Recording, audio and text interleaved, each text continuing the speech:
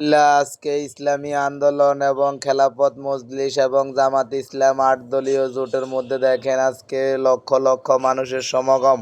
আপনাদের সবার ভালোবাসার মানুষ, আপনারা সবাই আমাকে চিনেন। আমি মোহাম্মদ রমিজ আলী গেলাম আজকে একটা প্রোগ্রামে। আমি এই সর্বপ্রথম আমার হায়াতে জিন্দিগি ৩০ বছরে সর্বপ্রথম দেখলাম যে ইসলামিক ৮টা দল বাংলাদেশে একসাথে হয়েছে। আলহামদুলিল্লাহ।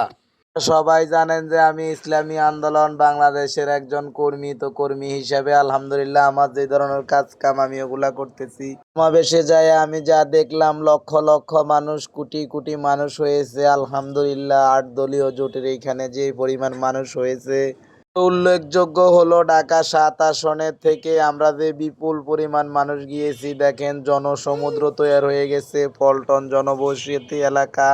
এত মানুষের সমাগম দেখে মনটা অনেক খুশি হয়ে গেল। আলহামদুলিল্লাহ, আগামী বাংলাদেশ ইসলামী বাংলাদেশ, এর বিকল্প অন্য কোনো রাজনৈতিক দলের কোনো ক্ষমতা থাকে না। সার ভাই ও বোনেরা, আপনারা যারা আমার চ্যানেলটাকে নতুন হবেন তারা সাবস্ক্রাইব করে দিয়ে পাশে থাকবেন। আমি সব সময় ইনশাল্লাহ এটা আমার নিজের ব্যক্তিগত ভিডিও দেওয়ার চেষ্টা করি। ইনশাল্লাহ।